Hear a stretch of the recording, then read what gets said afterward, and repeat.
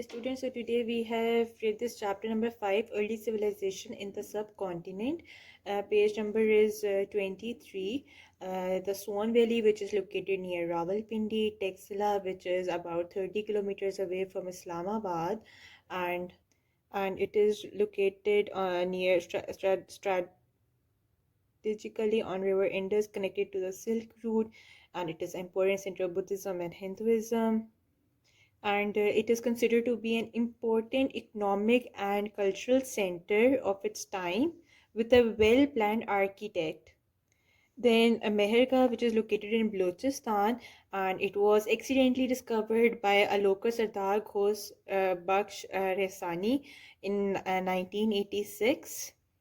The museums contain so many things, including polished stone tools, decorated vessels, samples of poetry, jewelry, tools, toys, etc. Then the Indus Valley Civilization, the two major capitals of Indus Valley Civilization are Harappa and Mohenjo-daro. And then Harappa, which was discovered in Pakistan, made by Sir John Marshall, and it is located on the banks of the river Ravi in the district of Sahiwal. Then Mohenjo-daro means the Mound of Dead. This name was given by many people many years ago.